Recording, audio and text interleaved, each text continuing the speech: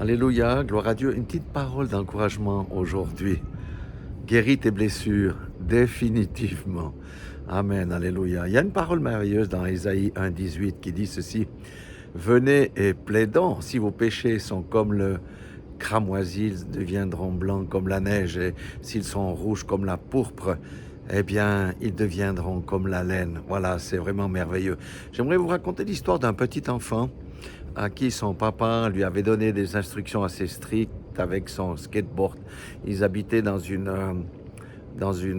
ville et il y avait une rue assez raide derrière la maison.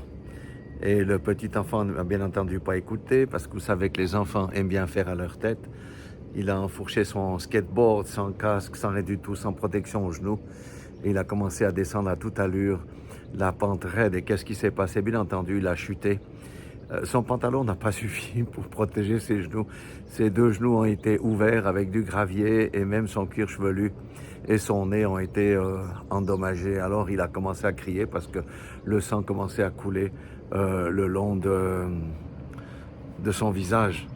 Et le papa, alerté par les cris, est descendu en courant. Et les premiers mots qu'il a dit, c'est « Oh, pardon papa, pardon papa ». Et il pleurait, il disait « Pardon papa, j'aurais dû t'écouter, j'aurais dû t'écouter ». Qu'a fait le papa? Ben, il l'a ramené à la maison, il l'a soigné, il a mis ce qu'on appelle chez nous du mercurochrome, un antiseptique sur la plaie. Et il a nettoyé tout ça, il a bandé. Et puis voilà. Mais qu'est-ce que ça nous dit? Ça nous dit que nous, les enfants de Dieu, nous sommes très têtus.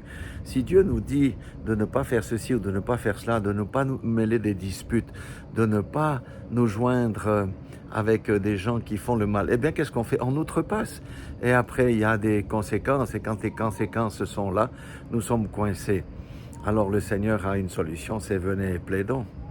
Ça veut dire repentons-nous, demandons pardon. Mais il faut éviter le cycle de je chute, je souffre, je demande pardon, je suis restauré et ensuite je m'éloigne et je rechute et je refais ce cycle.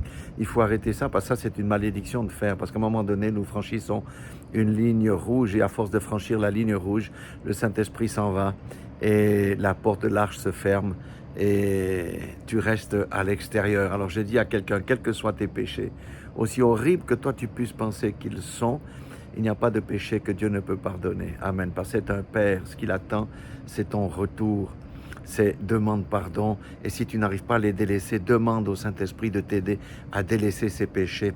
Et au besoin, tu peux solliciter l'aide d'un frère, d'une sœur sûre ou d'un pasteur correct pour t'aider à surmonter cette grande difficulté.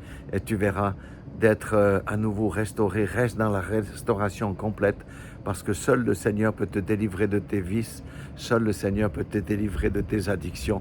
Et lorsqu'il le fait, je t'assure, c'est quelque chose de merveilleux et tu n'as plus envie de recommencer. Voilà ce que je voulais partager avec vous.